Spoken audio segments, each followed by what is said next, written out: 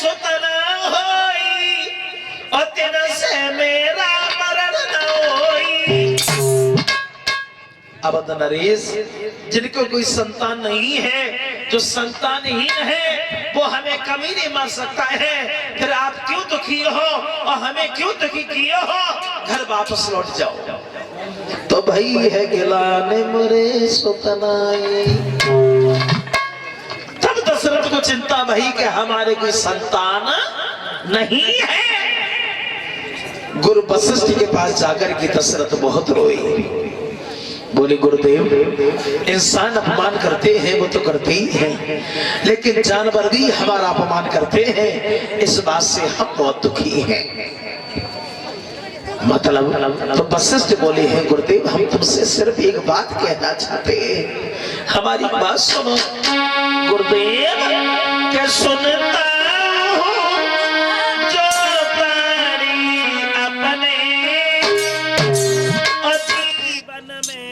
पुत्र नहीं पाते,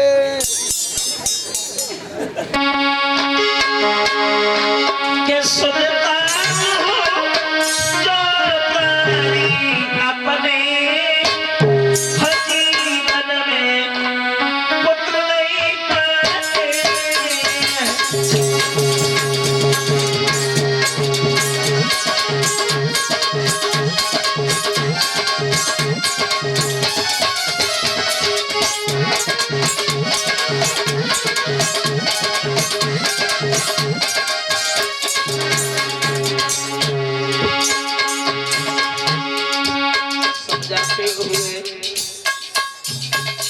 दशरथ बोले हैं गुरुदेव, हमारी बात सुनो।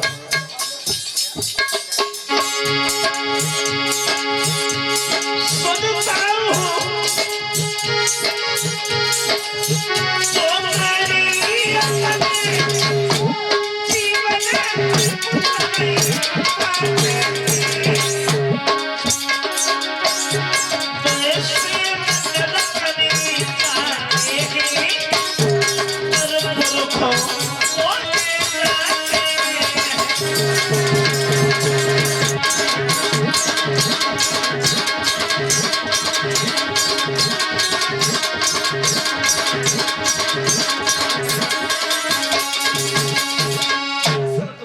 गुरुदेव, इंसान अपमान करते हैं वो तो करते ही हैं, लेकिन जानवर भी हमारा अपमान करते हैं और ये बात हमसे सहन नहीं होती।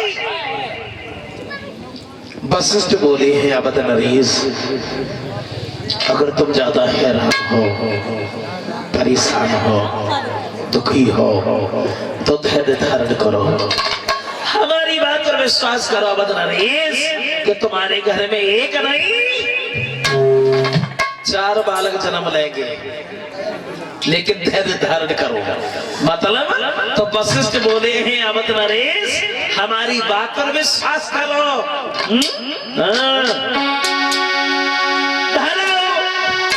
धीरे कोई नहीं सोता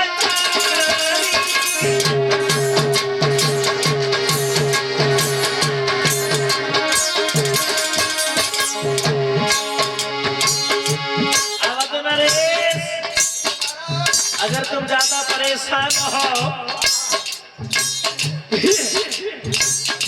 दुखी हो, सही, तो धैर्य धारण करो, लेकिन हमारी बात पर विश्वास करो ना, विश्वास करो।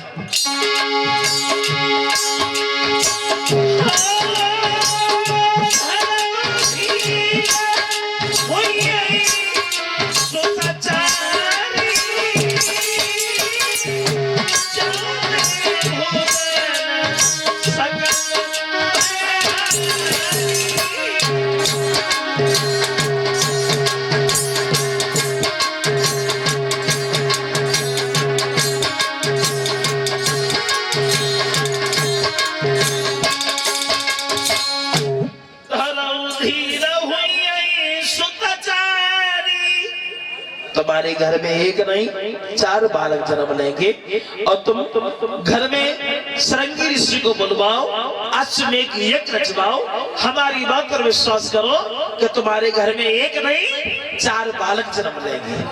तो वशिष्ठ के कहने के आधार पर दशरथ ने घर में श्रृंगी ऋषि को बुलवाया, अश्वमेध यज्ञ रचवाया। लेकिन भक्तों, एक साल तक तो अश्वमेध यज्ञ चला और 3 दिन तक पुत्र यज्ञ हुआ। और जब वो यज्ञ हुआ तो अग्निदेव खुश होकर के प्रकट हो गए, लेकिन खाली हाथ नहीं आए। एक हाथ में खीर का कटोरा लेकर के अग्निदेव प्रकट हो गए। तो वशिष्ठ बोले हैं, अवध नरेश, ये खीर तुम्हें 3 रानियों में बांटनी है। कैसे बांटनी है भैया? तो तुम जानो। तो दशरथ ने वो खीर 3 रानियों में बांटी। कैसे बांटी? तो वो गोस्वामी तुलसीदास जी बोल पड़े कि दशरथ ने वो खीर 3 रानियों में कैसे बांटी?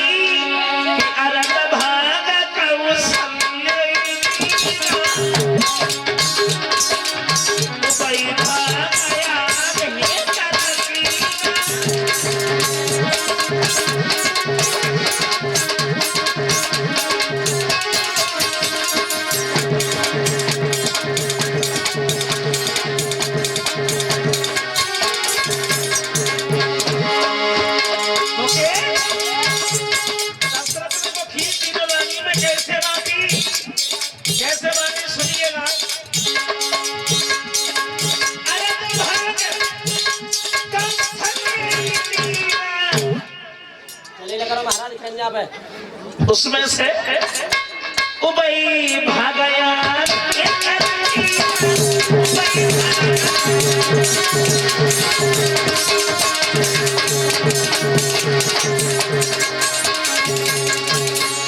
अलग भाग कौशल्य दीना और उबई भाग आधे कलकीना। आधा भाग कौशल्या को दे दिया, और जब आधा भाग कौशल्या को दे दिया तो आधे में से बचा आधा। तो कौशल्या ने सोचा है कि हमारे पास खीर ज्यादा आ गई है और सुमित्रा तो सबसे छोटी है, इसे खीर ज्यादा मिलनी चाहिए। तो कौशल्या ने अपने में से आधा भाग सुमित्रा को दे दिया। अब सुमित्रा के पास में 2 भाग पहुंच गए। इस तरह दशरथ ने वो खीर 3 रानियों में बांटी। इधर रावण, कुंभकर्ण, मेघनाद जैसे जब अत्याचार करने लगे हैं तो सब देवता भगवान के पास जाकर के अनुरोध करते हैं। तो भगवान बोले हैं, घबराओ नहीं, हम अवश्य आएंगे भूतल पर। देवता अनुरोध करने लगे हैं और बोले, तेरा समय देवता बोले,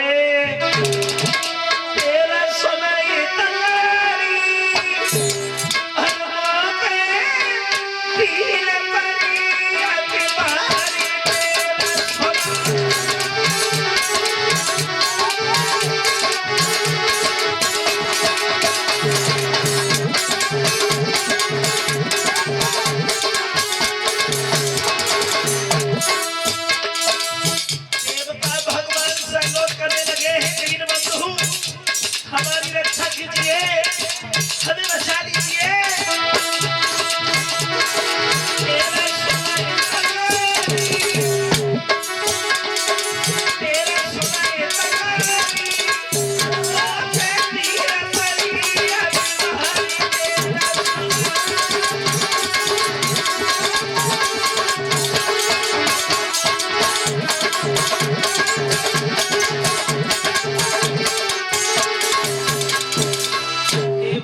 भगवान से अनुरोध करते हैं तो भगवान बोले, घबराओ नहीं, हम अवश्य आएंगे भूतल पर।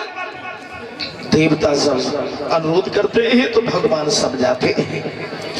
धीरे धीरे जब समय व्यतीत हुआ है परीक्षित महाराज, और जब समय व्यतीत हुआ है, वशिष्ठ की कही हुई बात सामने नजर आने लगी है।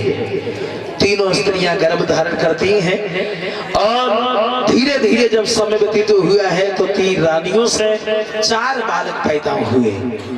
3 रानियों से 4 बालक। वो कैसे? कौशल्या से प्रभु राम का अवतार हुआ, कैकेयी से भरत का जन्म हुआ, उसके एक दिन बाद सुमित्रा से 2 बालक पैदा हुए हैं, लक्ष्मण और शत्रुघ्न। 3 रानियों से 4 बालक पैदा हुए। अवतार तो ऐसे हुआ। अब दूसरा सवाल ये है कि कब आए श्री राम, कब अवतार हुआ भगवान श्री राम का, कब आए श्री राम? तो तुलसीदास जी बोल पड़े कि कब आए श्री राम, कब आए? तो बोले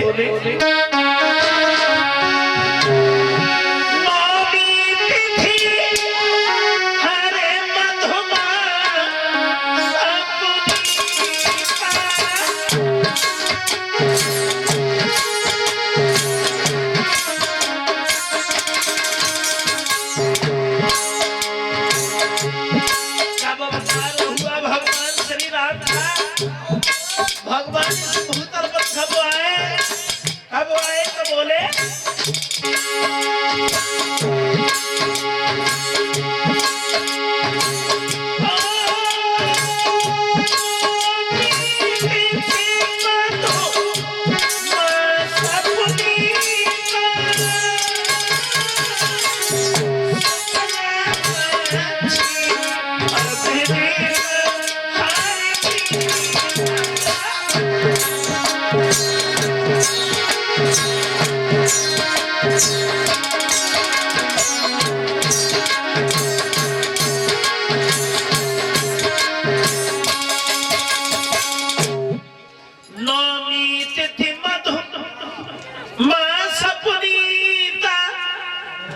नौमी को, कौन सी नौमी को? चैत के महीना में शुक्ल पक्ष नौमी दिन कौन सा था? मंगलवार। चैत के महीना में शुक्ल पक्ष नौमी दिन मंगलवार भगवान श्री राम का अवतार हुआ। अब तुलसीदास एक बात और बोले हैं परिचन महाराज कि कितने टाइम पर अवतार हुआ भगवान का, कितने टाइम पर? तो तुलसीदास घड़ी का टाइम नहीं बता पाए कि 1 बजे हुआ, कि 1:30 बजे हुआ, कि 2 बजे हुआ, कि 3 बजे हुआ, लेकिन फिर भी तुलसीदास जी बोल पड़े कितने टाइम पर अवतार हुआ भगवान श्री राम का, कितने टाइम पर? तो बोले दिवस अति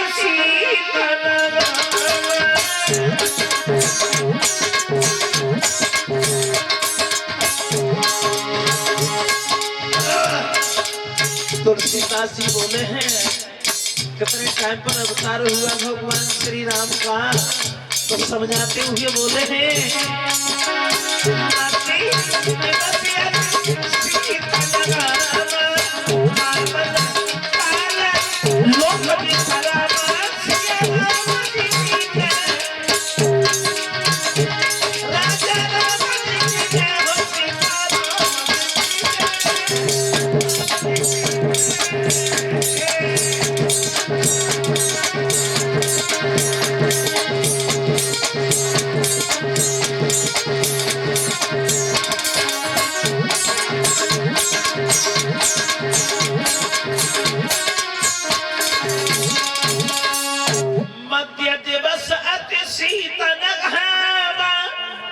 मध्य का मतलब है दिन के बीच में, दिन के बीच का मतलब है दोपहर में भगवान श्री राम का अवतार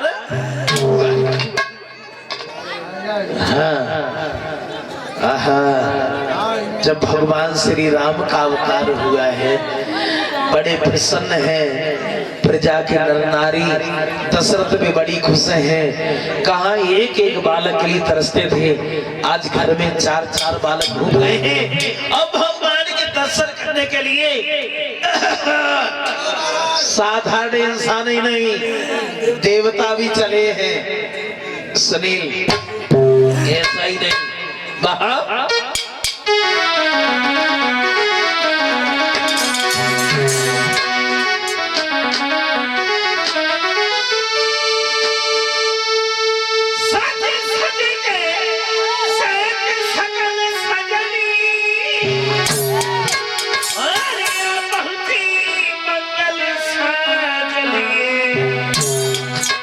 इंद्राणी उमा बहधाई देवी और सैत प्रिय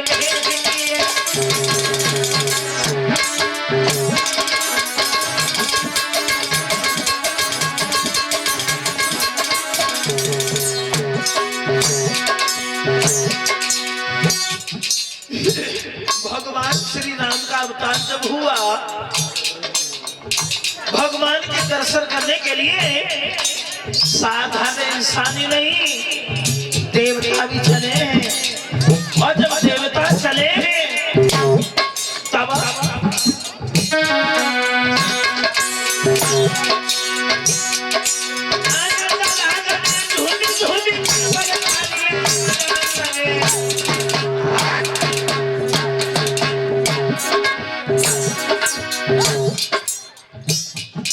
बूढ़े ब्रह्मा को सूझ पड़ी वे खड़े हाथ लगा लगे।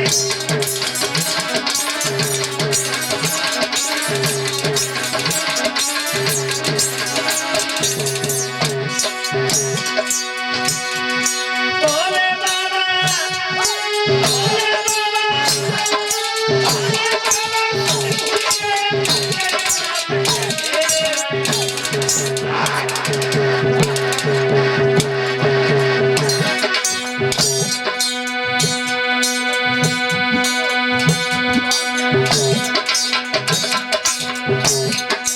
रमेश कुमार तक लगे रहो जा सर्वमंगल के घेरे में।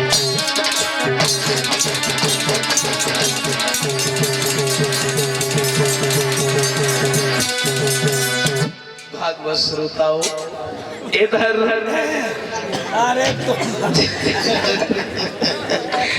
भगवान श्री राम का जब अवतार हुआ है, बड़े प्रसन्न है अयोध्या के नर नारी। दशरथ भी बड़े खुश हैं, आंगन में बधाई बज रही है। भगवान के दर्शन करने के लिए साधारण इंसान ही नहीं, देवता भी चले हैं और गीत गा रहे हैं। अयोध्या के नर नारी गीत गीत आशा करेंगे आप लोग भी ताली बजा करके बोल रहे हैं हमारे साथ में। ताली बजा करके, ऐसे नहीं, ताली बजा करके। कितना शरत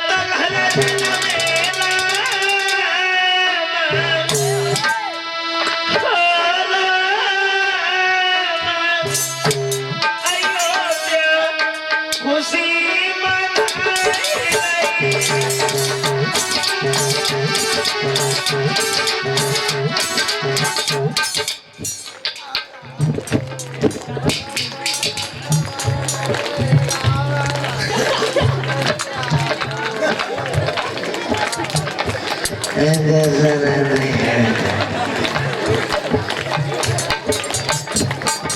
सुनील, इन लोगों को बताया नहीं। ऐसो आज इन्हें शर्म लग रही है, रोज अच्छी बात होती है। कथा में कीर्तन बोलना जरूरी होता है। होता तो है लेकिन इन्हें नहीं समझे तो बताता तो तुम रिटायर बताई तो रोज हुए, लेकिन आज इन्हें शर्म लग रही है महाराज। काहे की शर्म? अब पता नहीं कुछ सोच रहे हो मन में। देखो ऐसा है भाई, बंधु माताओं बहनों से कहना है कि कीर्तन बोलना बहुत जरूरी होता है। शर्म लगे तो बोलो और ना लगे महाराज। ऐसा है आज बोले अगर कीर्तन ना बोलो, लेकिन गाली देना बहुत जरूरी होता है। लेकिन हाँ, जो बात सही है सुनील, एक बात तो कहे, अबे जे लोग कीर्तन ना बोलती और जब कहूँ को तीन ताई हो फिर देखो झटका झटका महाराज लला की बराए तो चली जाए। पूरी इंडिया के अधिकारी रात में इनके आंगन में मिलते हैं। कोई इंस्पेक्टर, डीएम, कलेक्टर, दरोगा तो पता ही नहीं कितने मारे मारे फिरते हैं। बात सही है, लेकिन हम अनुरोध करेंगे आप लोगों से। मैं तो एक दो घंटा के लिए आए हैं बस, और मुझे यहाँ से भागना है। अरे तुम तो ज्यादा तुम्हारी खुशी में तो आज पूरी खाई जो भाजना निकल रही। पूरी खाई आज डट के कचौरी पूरी खाई है मैंने तो हमें तो तय ना है। तो हमने तय खाओ ताई के मैं तो ऐसे बोल रहे टनाटन बोले हमने कि आज खा लो, बोलना तो है ना सवेरे भी सही है जाओ। एक बात बता सुनील, जो कीर्तन ना बोल तो वही कैसे जाता है? कैसे हो जाता है? तो सब हालत बेकार ही हो जाता है। अब हम कहीं भी बजे वो बंद करें। अरे अब ना कहें क्यों नहीं गाओ? जो कीर्तन ना बोलते वो वही कैसे जाता है हम बताए। क्षमा चाहेंगे इतनी भीड़ में, मतलब कोई कोई ना, सब सही है, सब सही है। एक बात बताए सुनील जी हकले क्या तरीका के होता है? हाँ पटा जा सब बंटू चलते रहते ना। हाँ क्यों ग्रांड होता है ना कि हमारे घर पर एक लड़का रहता है मैनपुरी मकान पर, वो इतना हकलाता है अगर एक बात न कर जाए तो एक ही बात में घंटों नहीं वो चोराता। हाँ तो एक दिन नई साल का मौसम था, नई साल जो अभी आने वाली है कुछ दिनों बाद। हाँ नई साल का दिन था तो हमारे बड़े भ्राता मंजेश कुमार शास्त्री जी से उन्होंने फोन किया और फोन लगाया और बोले स्वामी जी बड़े भैया ने कही है, बोले नई साल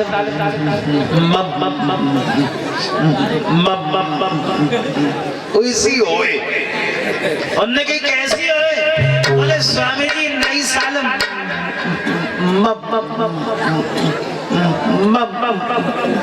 उसी होए। उन्हें की कैसी हो मुबारक? बोले हाँ देखो तुम समझ गए नई साल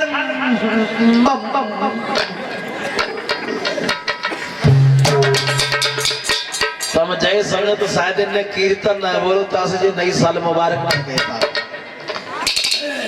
समझदार बहुत है। और नई साल के ज्यादा दिन न रहे सुनील। हमें तो कुछ सुखा जो है ना महाराज आ जाए तो चली जाए। और अब की बार हम कथा कान आए तो सही बताते नई साल कहीं भी ना पाए तो से कह रहे कीर्तन बोल ले। कीर्तन बोलना बहुत जरूरी होता है, बोल लेते हैं ताली बजा करके। यही समझो हम वृंदावन में बैठे हैं ताली बजा करके।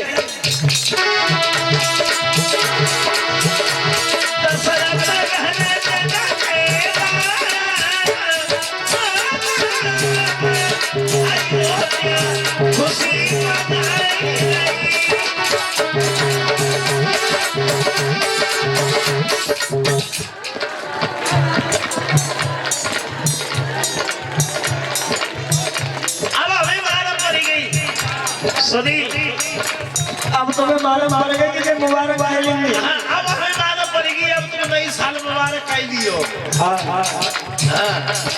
अब हमें पक्की मालूम पड़ेगी। बोल लेते हैं ऐसे ही, ये समझिए वृंदावन में बैठे हैं जय श्री राधे ताली बजा करके।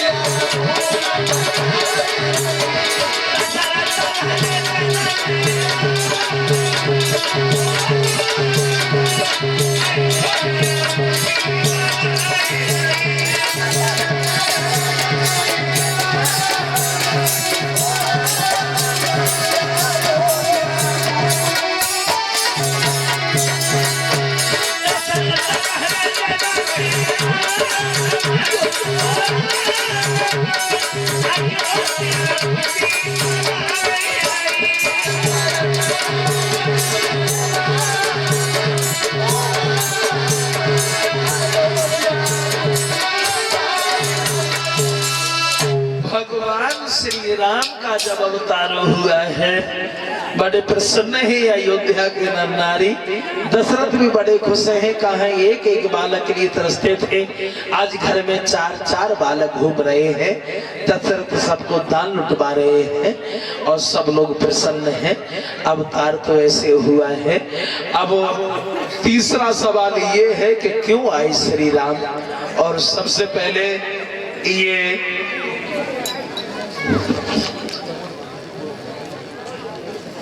551 रुपए का हार पहना करके हमें सम्मानित कर रहे हैं हमारे बड़े प्रिय मित्र और शिष्य यानी सुनील शास्त्री अकेला, उनकी तरफ से आए हैं। और कामना करते हैं भगवान हमेशा सुनील शास्त्री को, इस बच्चे को आगे बढ़ाता रहे। और सुनील से हम कहना चाहेंगे कि जहां भी प्रवेश शास्त्री की जरूरत पड़े वहां केवल एक फोन कर दीजिएगा और प्रवेश शास्त्री हमेशा आपके साथ उपस्थित मिलेंगे। बोलिए आनंद खंड भगवान की।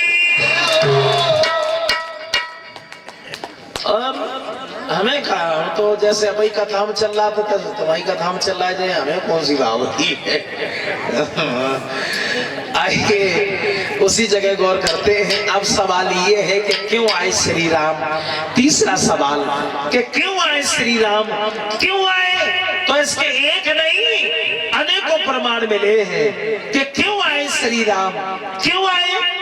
तो तुलसीदास जी बोले हैं कि भगवान को तो आना ही था।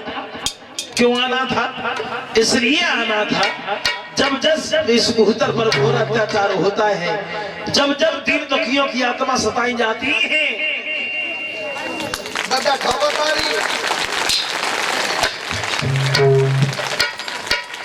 जब जब से भूतल पर घोर अत्याचार होता है, तब तब भगवान श्री राम को आना ही पड़ता है। इतना बुरा लगा तो इन्हें बताओ माला तुम्हारे पर ये बता रही नहीं।